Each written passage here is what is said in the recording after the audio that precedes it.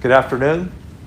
County Executive Rich Fitzgerald here with Allegheny County Health Department Director Dr. Deborah Bogan, giving our weekly update on the COVID-19 pandemic. Dr. Bogan's going to give the report regarding, cases certainly are increasing in Allegheny County. They're certainly increasing around the state of Commonwealth of Pennsylvania, and they're increasing across the country. She's going to address some of those issues, but I guess one silver lining in this is while our cases are certainly going up, they're not going up as fast as other places. And again, that's a lot of cooperation, and we really want to make sure we remain vigilant. We're going to talk a little bit about Election Day coming up next week, how you can try to stay safe. We know over 400,000 of our fellow Allegheny County residents have availed themselves to the application process of mailing in their ballot and staying safe. But we estimate there could be a little over 300,000 people that will be going to the polls on Election Day on Tuesday. So we'll talk about that a little bit. But anyway, let me turn it over to our Allegheny County Health Department Director, Dr. Deborah Bogan. Dr. Bogan.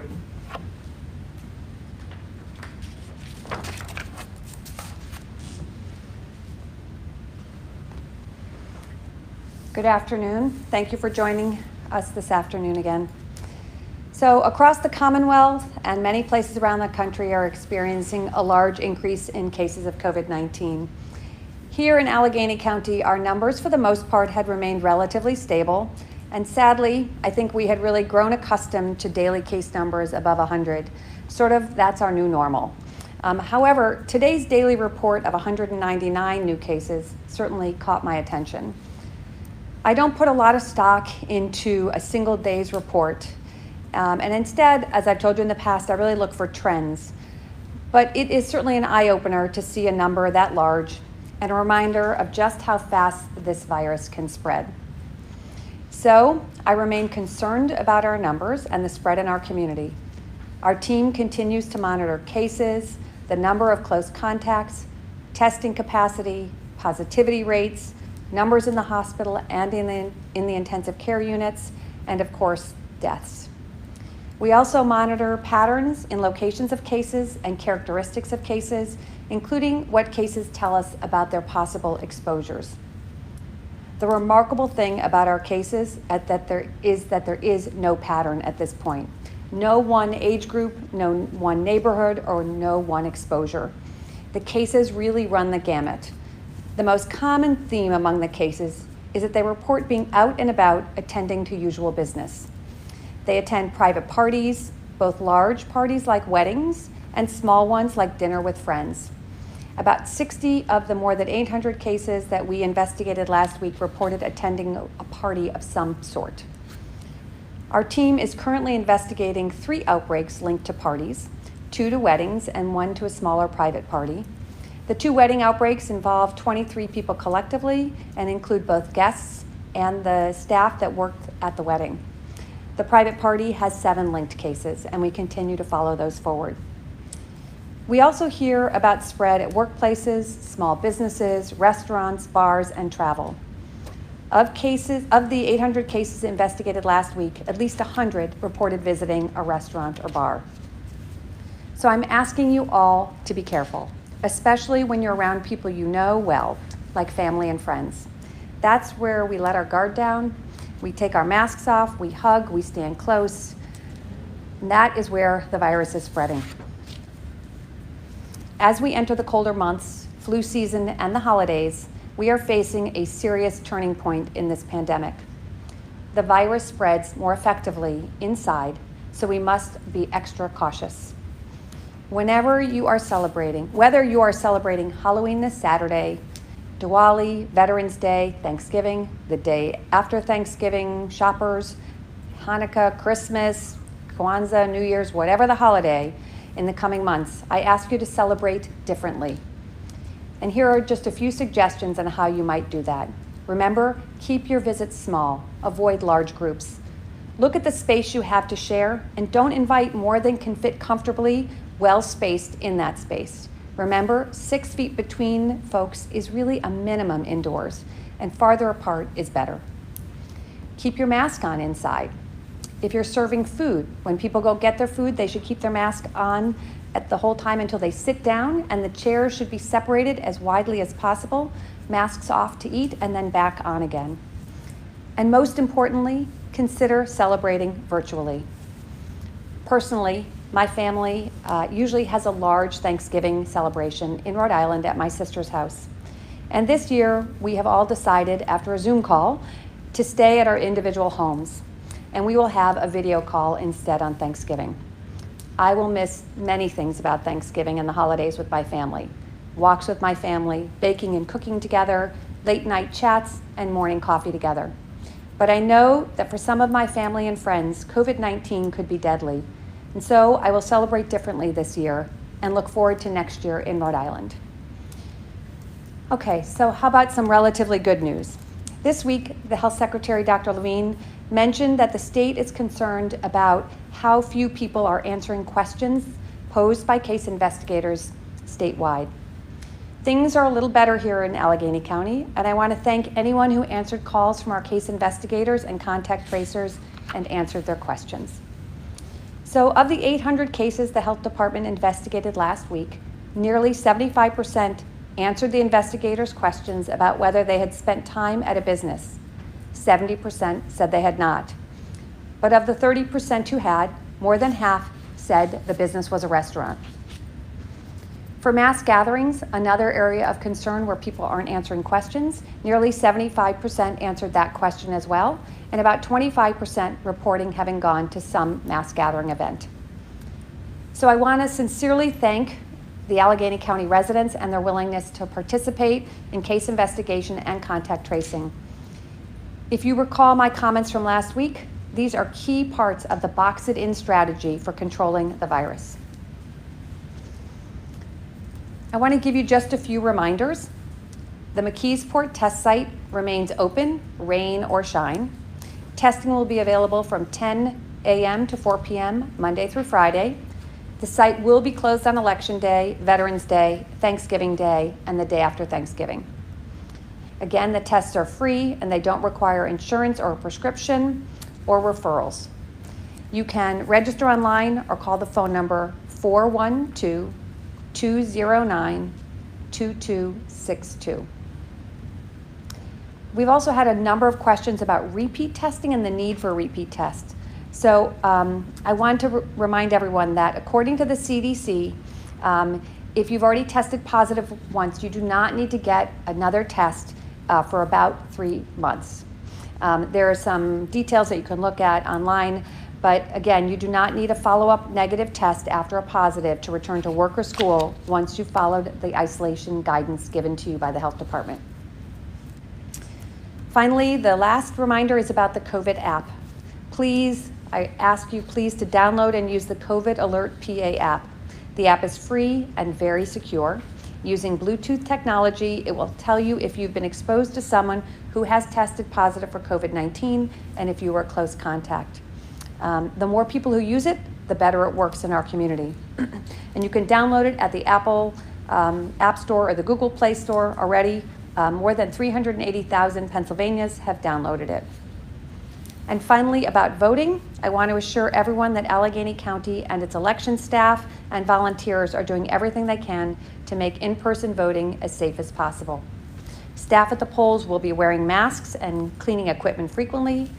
Markers will be on the floor to keep people at least 6 feet apart, and I encourage everyone voting in person to wear a mask as well. So I thank you for your attention. Please stay well and be kind. Our first question today is from Public Source. Given parents and teachers have implored some school districts to keep online-only learning and that children can be a silent vector, what, if any, guidance does the health department have? Excuse me. The health department has, for many months now, been working very closely with the school superintendents and the school nurses and the school districts in their plans. They've been incredibly thoughtful about those. We have provided them with an email address, actually, that is monitored by 5 full-time staff at the health department so that they can get answers to their questions. We don't make decisions, again, about whether it's full in-person, hybrid, or all at home. We just help them when they have cases and give them guidance, and they have been following that guidance, and we've been supporting them in their own decision making.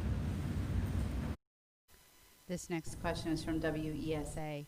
The state's hospital preparedness dashboard shows that medical facilities in Allegheny County still have plenty of capacity to care for COVID-19 patients. However, the dashboard also shows that more of these resources are in use compared to recent weeks.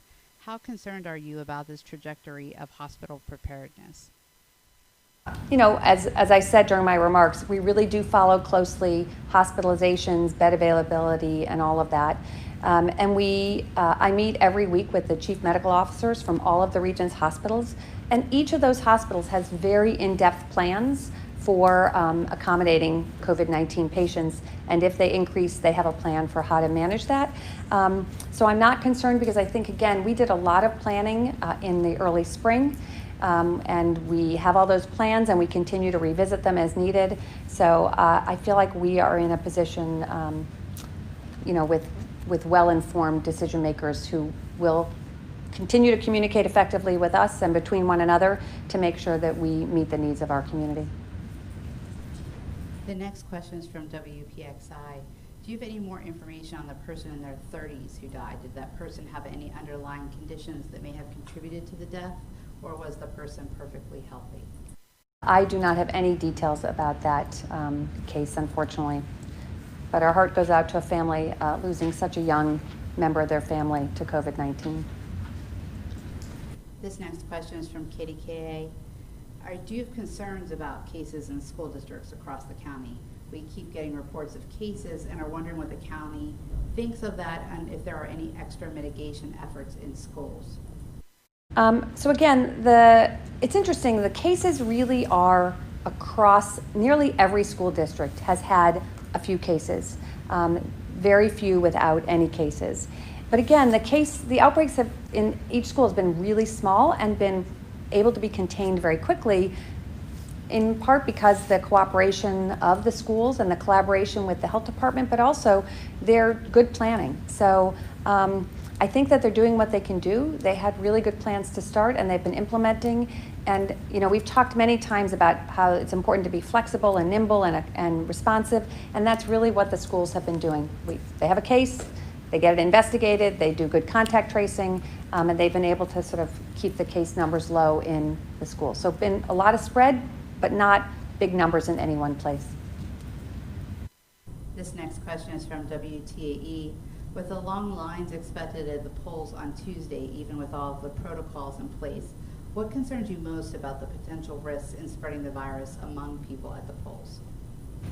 Again, I think if people follow the instructions, it will be safe. People need to wear their masks, and I want to remind people, I was out this weekend, and I'm always sort of sad to see the masks not being worn properly. They really are not effective under your chin, or if your nose is hanging out. They really have to cover from the bridge of your nose down to below your chin. So that's my first advice. Please wear your mask when you go to the polls. Please keep your distance. Again, we only have one day with a high case number, but if our case numbers do blossom and increase over the next few days, I want to make sure people who are sick stay home. Again, many people are asymptomatic with the infection, so they don't know that they're sick. So everybody, regardless, needs to wear their mask, wash their hands frequently, and keep physically distanced. And if people do that and they remain calm in line, it should be fine. You want to add? Sure. On the election part, because I think it's really important. It's such a big day. There's certainly a lot of emotion on both sides, on all sides, regarding this year's election. Elections are always a big day, and they're always a social day. People love to go to the polls. They love to see their neighbors. But this year it's going to be different, obviously. We want everybody to participate who hasn't voted by mail. But what we want everybody is to remain safe. So those poll workers, I want to thank them for volunteering to be there for 13 hours. They're going to be there with their masks on.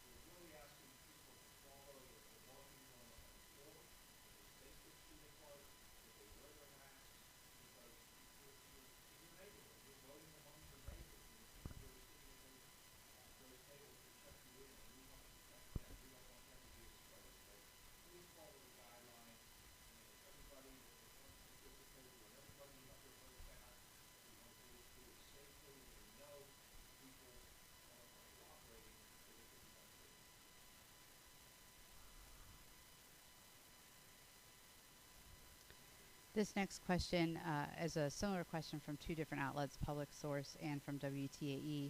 If the number of positive cases continue to climb, and particularly as we move towards cooler weather and flu season and other changes, are there plans to try to mitigate the spread as we move further, similar to what we did in the spring, or are we just following the state health department's mitigation orders? For any mitigation strategies other than what the state is doing. But again, we have, and I've said from the beginning, we try to make any strategies we do align with what we're seeing in cases. But at this point, we don't have any specific plans. This next question is from WESA. Besides small group transmission, have you seen any other type of pattern emerge that could explain what's driving the recent surge in cases? You know, my personal observation is that I think that we have seen that people are getting comfortable and being out more. And we are seeing it, we don't have a pattern, as I said in my comments, we're really seeing it everywhere. So our issue really is that we need people to limit their outings, I think, and stay home if you don't need to go out. And I think that as we enter the fall and winter season, that should be people's general mindset. I mean, that people need to go out and get their groceries and do their shopping, but it's just like our county executive just said about voting. Maybe don't linger so much outside, right? Really keep it brief and keep your outings limited to reduce exposure for other people. There is really no other suggestions I have at this time other than all of the safety ones that we have said repeatedly. I have two related questions as well from WESA and WTAE. Are the cases actually going up, or is it a surge in numbers from more testing? And the majority of positive cases in county seem to be the results of PCR tests, but there's also an increase in the number of antigen tests. Do those obscure the true positivity rates? Or is there a way to look at them differently when looking at the rates of positivity for the county? Well, that's a lot more of a complicated question than you think. It may require a longer response than most people want to hear. So yes, these are representing real cases. This is not an artifact of more testing. The positivity rate is something I spend a lot of time thinking about, and I'm going to encourage you again to use the positivity rate that is reported on the state dashboard. And that is calculated by looking at the total number of tests that were done in a week period and over the actual positive cases of PCR only. It does not include antigen tests. And that's the rate that is reported on the state website. And again, there's always a week lag because of how things are reported into NEDS to make sure all of the tests are back. Negative tests seem to get reported a little later than positive tests. So you have to wait till all of the tests are in to be able to calculate that rate. When you look at our website, we report individuals tested. And individuals tested is quite variable. As you know, some of our athletes are tested a couple of times a week, and all of their tests are in there. And so we don't look at individual tests, we look at people tested. So when you compare our numbers to the state numbers, you get different numbers. That's why we've stopped reporting positivity rate and refer you completely to the state. The antigen tests are, as you know, being used increasingly, as the reporters had asked.